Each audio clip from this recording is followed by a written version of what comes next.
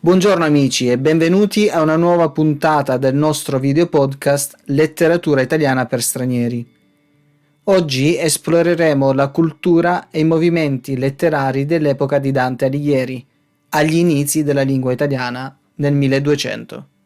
Quindi, senza perdere altro tempo, passo la parola al professor Mario Piubuenza.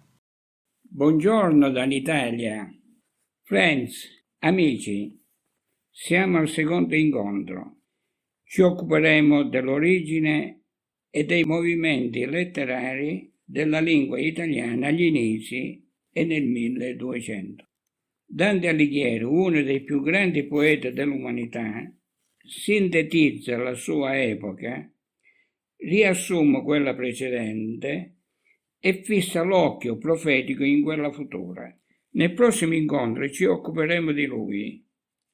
Ora diamo uno sguardo alla cultura e ai movimenti letterari della sua epoca.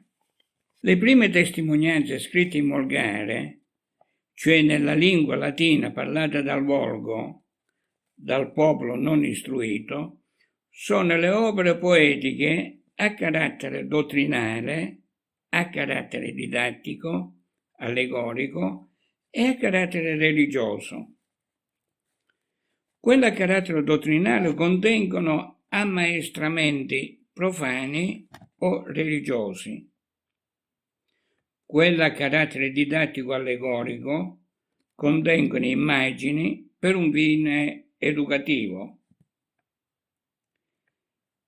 A carattere religioso sono quelle come il Cantico delle Creature di San Francesco d'Assisi, le Laudi di Jacopone da Todi. Una riflessione. Dante, scrivendo diverse opere e la Divina Commedia nel volgare fiorentino, porta questa lingua ad una certa perfezione e viene considerato lui il fondatore della lingua italiana. Lo stesso Alessandro Manzoni nel 1800, per togliere dai promessi sposi gli immancabili lombardismi della sua regione, andò a Firenze per lavare, come egli disse, i suoi panni in Arno, cioè nel fiume che attraversa quella città. Proseguendo, alle opere poetiche in volgare accennate sopra si aggiungono la letteratura narrativa di origine francese, la lirica provenzaleggiante, la poesia dello stil nuovo, la poesia popolareggiante e la poesia realistica. Primo, vediamo la letteratura narrativa di origine francese. Essa è divisa in 3 cicli. Quello carolingio, chanson di geste, tratta la lotta tra il mondo cristiano e quello musulmano. Carlo Magno e i paladini di Francia, Orlando per intenderci. Il ciclo bretone, Re Artù e i cavalieri della tavola rotonda, Tristano, Lancilotto e Ginevra. Il ciclo classico, le avventure di Troia, di Cesare e di Alessandro Magno. I personaggi antichi sono travestiti alla maniera medievale. Questo ciclo ebbe minore importanza degli altri 2. Secondo, la lirica provenzaleggiante si sviluppa nell'Italia settentrionale per effetto dei passaggi di trovatori dalla Provenza. Abbiamo una concezione cavalleresca dell'amore come omaggio alla dama.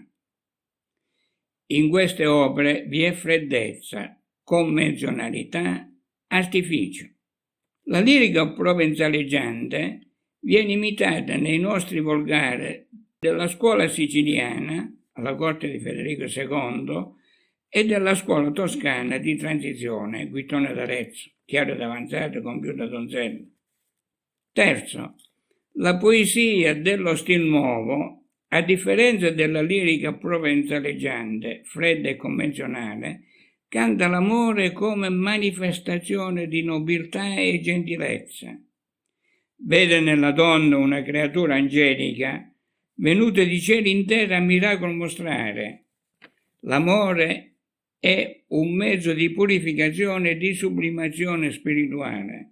I maggiori esponenti di questo movimento sono Guido Guinizello di Bologna, Dante Alighieri e il suo amico di Firenze Guido Cavalcanti e Cino da Pistoia.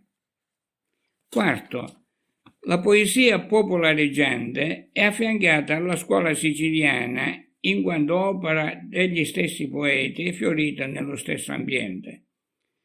Infine, abbiamo la poesia realistica dell'Italia centrale e può essere realistica popolare, realistica borghese e realistica giocosa. Ora facciamo un accenno alla prosa, dopo le opere poetiche. Essa può essere cavalleresca, ciclopletone, novellistica, storica e dottrinale morale.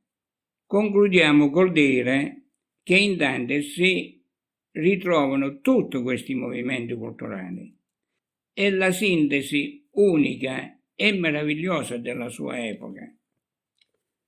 Friends, abbiamo finito il secondo incontro, non ci rimane che salutarci.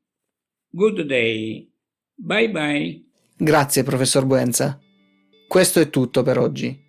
Speriamo che questo episodio vi abbia fornito una buona panoramica sull'origine e sui movimenti letterari della lingua italiana degli inizi nel 1200. Abbiamo concluso accennando a Dante Alighieri e al suo contributo unico alla lingua italiana e abbiamo esplorato la varietà di movimenti letterari presenti durante la sua epoca. Vi invitiamo a unirvi a noi per il prossimo episodio in cui ci occuperemo in modo più dettagliato di Dante Alighieri e della sua opera più famosa, la Divina Commedia. Adesso, se volete, restate con noi per qualche domanda a risposta multipla che testa la vostra comprensione. Grazie per averci ascoltato, arrivederci e alla prossima.